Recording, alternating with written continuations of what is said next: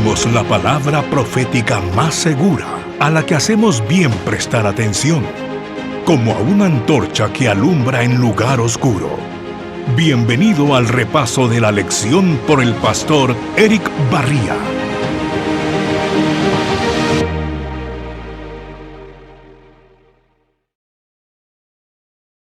Hola mis amigos, bienvenidos a nuestro comentario de la lección número 5 para este sábado 4 de mayo, que lleva como título Fe contra todo pronóstico.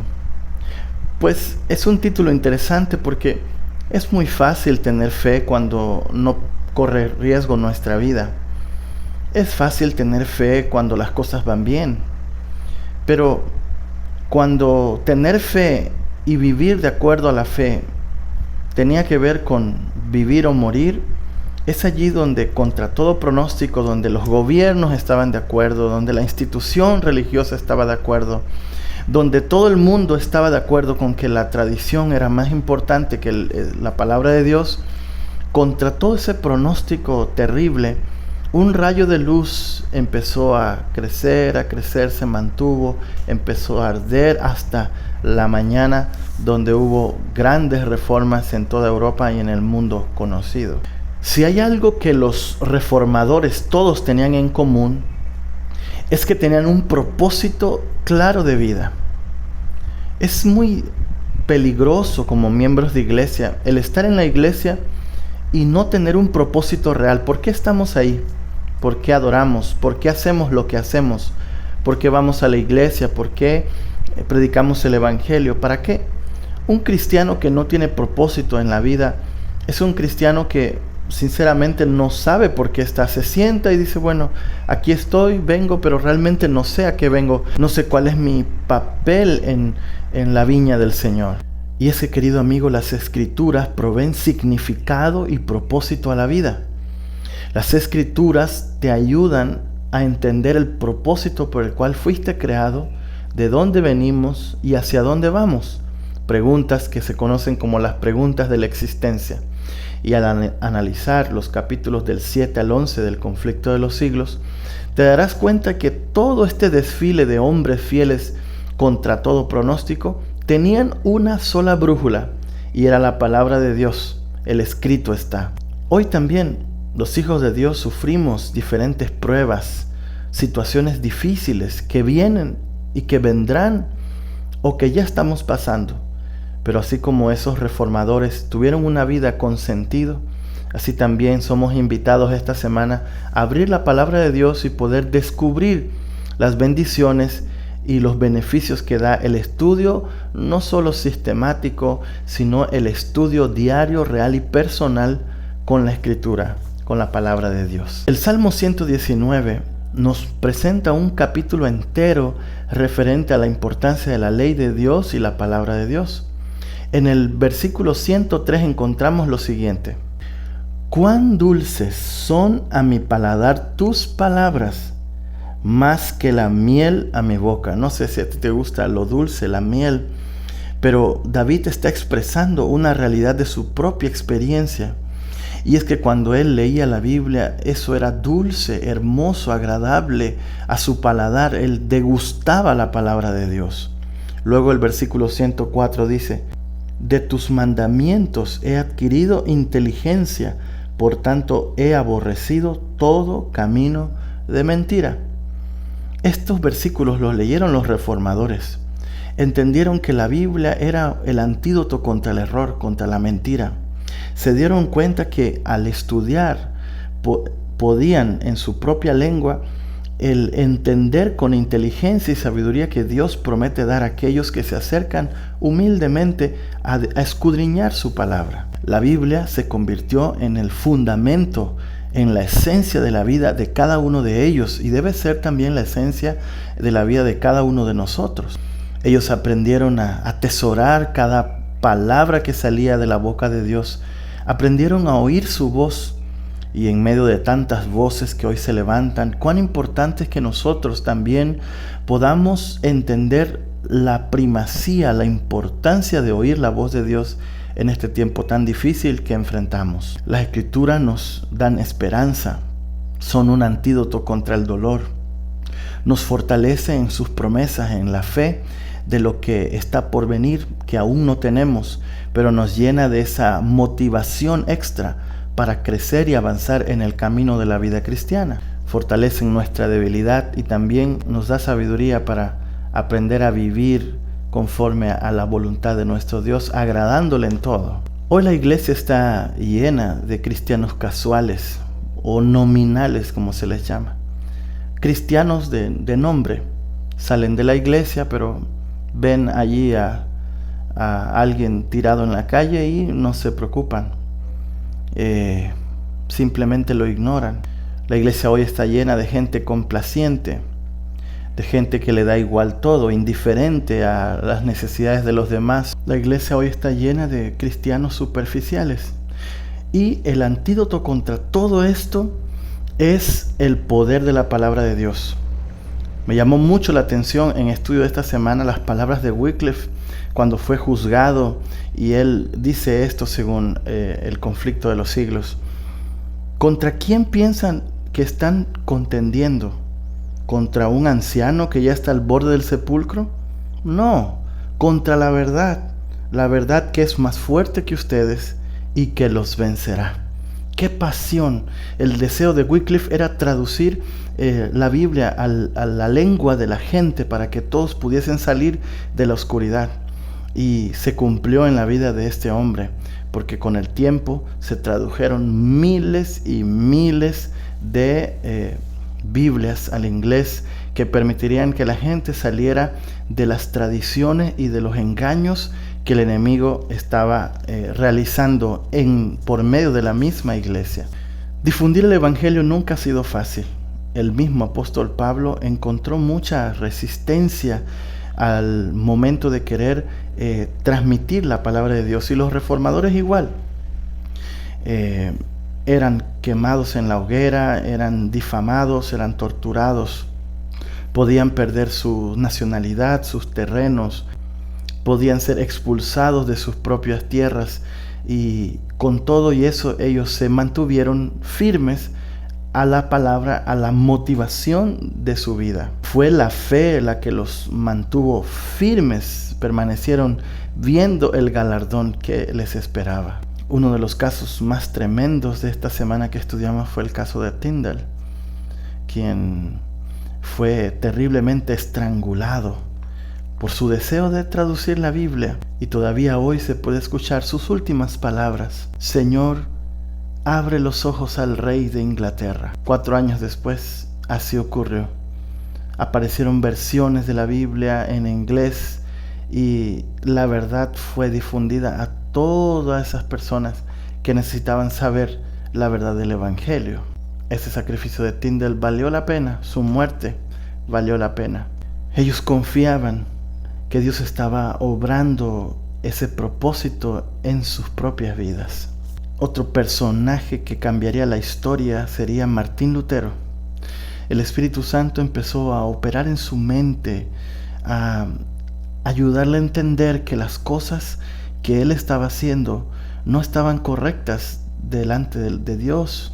Y al descubrir un ejemplar de la Biblia en latín, empezó a leerlo, a estudiarlo, y como si una venda se quitase de sus ojos, empezó a entender el verdadero evangelio, que no tenía nada que ver con obras, tenía que ver con gracia y misericordia de Dios, y eso le quitó un peso de encima muy grande que él tenía por muchos años tratando de ser una persona santa y cabal delante de los ojos de Dios. La Biblia es clara al decir que es el Espíritu Santo que nos guía a la verdad. Es el Espíritu Santo que nos enseña la verdad. Y por eso cuando estudiamos debemos abrir el corazón al Espíritu Santo para que Él pueda hacer esa obra que nosotros no podemos. Si tú agarras la Biblia solo por abrirla y leerla, no la vas a entender. Porque la Biblia es un pan espiritual. Y la Biblia dice que solo lo que es del Espíritu puede entender las cosas espirituales. Es por eso que allí necesitamos al Espíritu Santo, al Dios Espíritu Santo, que venga a nuestra vida para explicarnos. Jesús dijo, miren, les conviene que yo me vaya, porque si no el otro, que es la palabra allos, que significa otro como yo, no vendría. Sabemos que el Espíritu Santo, su función hoy es convencernos de la verdad, es alejarnos del pecado, es que podamos discernir el plan que Dios tiene para nuestra vida. Entonces el mismo Espíritu que guía a los escritores de la Biblia, que estuvo con los reformadores, es el mismo Espíritu que nos guía cuando la abrimos y la estudiamos a conciencia. Todos los reformadores vieron en el Espíritu el verdadero intérprete de la Escritura, porque en aquellos días nadie podía interpretar sino solo los clérigos, los sacerdotes, pero el Espíritu Santo fue el verdadero intérprete de la palabra de Dios y ayudó a los reformadores para que pudiesen ver con claridad los puntos que estaban en oscuridad en ese tiempo. Cuando la reina de Escocia se le acercó a Knox, le dijo: ¿a quién le creo? ¿A la Escritura o a los sacerdotes? Porque siento que hay discrepancia entre ellos. Y la respuesta de John Knox quedó registrado en el Conflicto de los Siglos con las siguientes palabras: debe creer en Dios, porque Él habla con sencillez en su palabra, y más de lo que la palabra enseñe, no debe creer ni a unos ni a otros.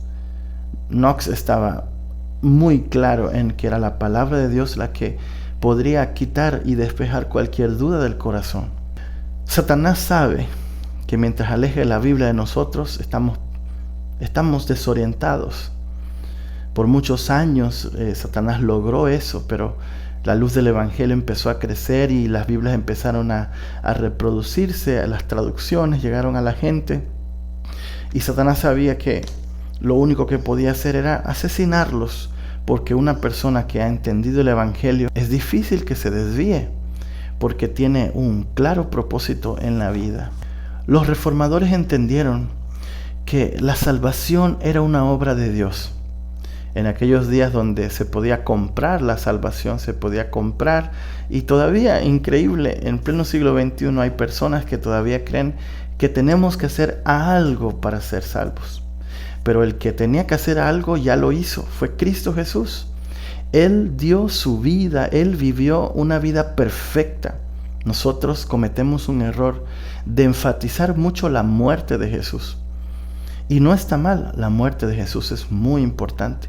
Pero a veces hablamos muy poco de su vida perfecta, sin mancha, sin tacha.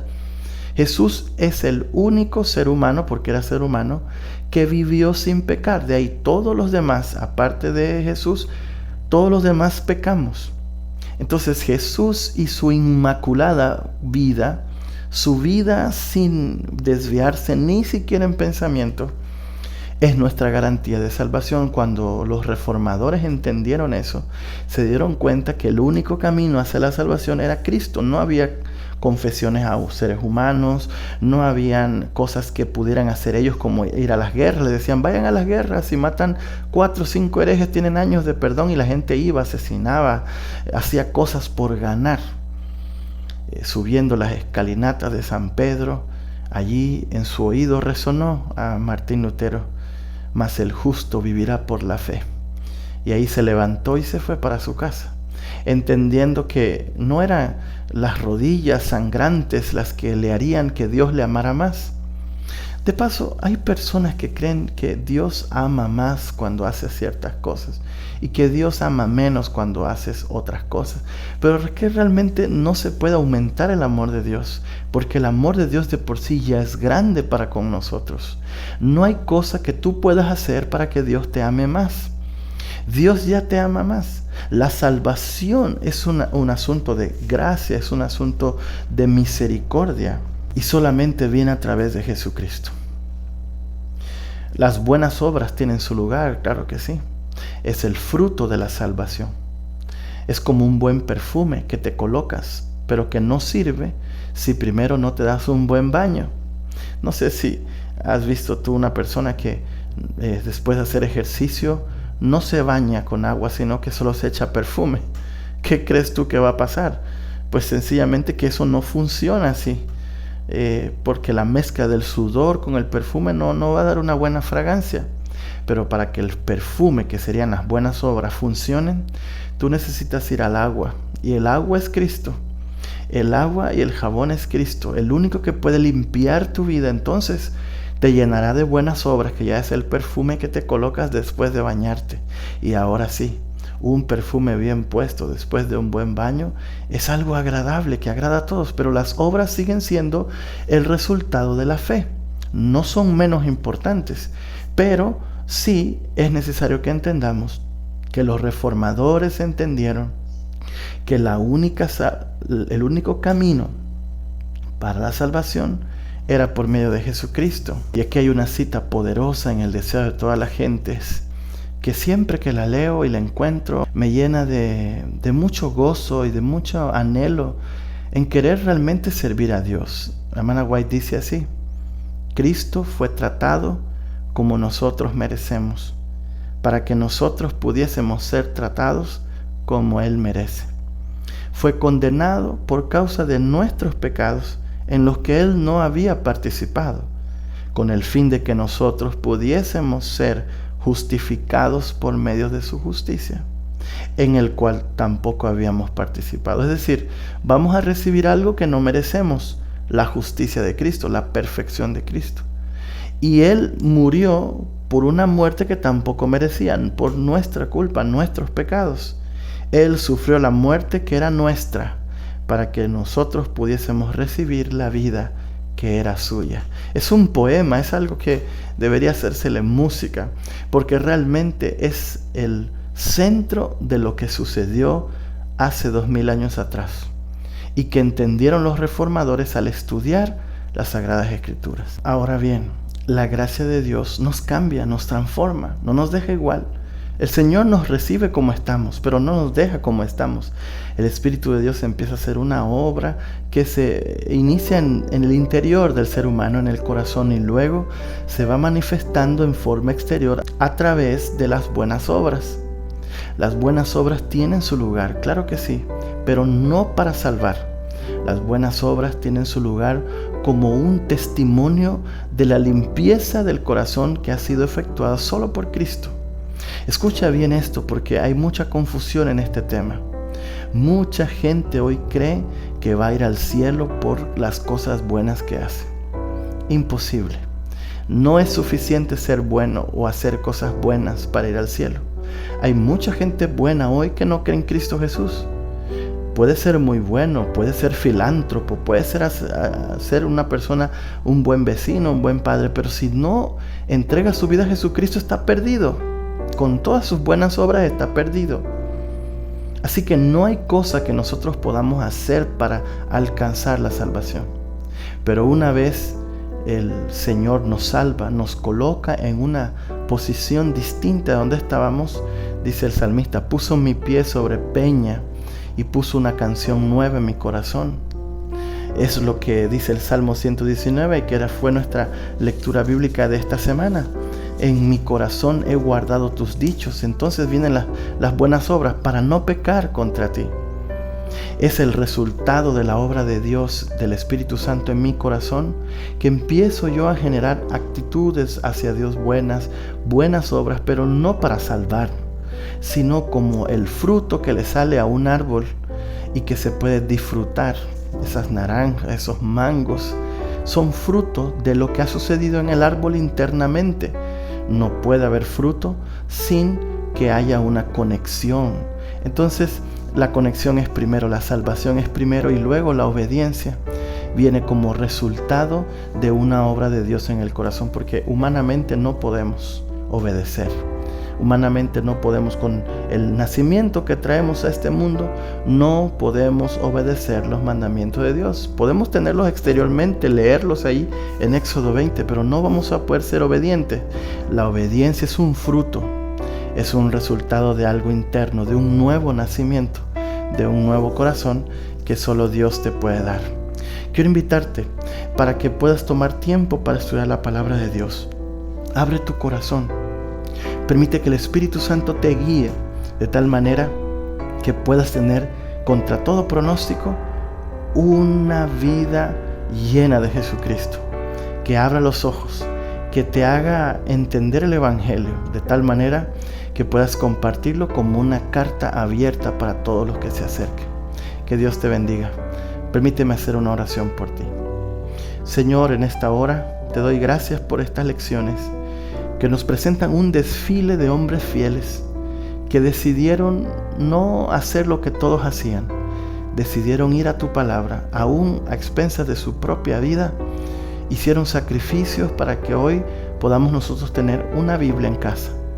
Y ahora, Señor, necesitamos darle ese valor y permitir que la obra de tu Espíritu venga a nuestra vida, que pueda enseñarnos la mentira y podamos vivir lejos de ella, que podamos prepararnos para el reino de los cielos y que las buenas obras se manifiesten en nosotros como resultado de lo que tu Espíritu está haciendo hoy en nuestra vida. Gracias, Padre, por esta oportunidad de comentar la lección y que sea de bendición para todos mis hermanos. Pues lo pedimos en el nombre de Jesús. Amén y amén. Que Dios te bendiga.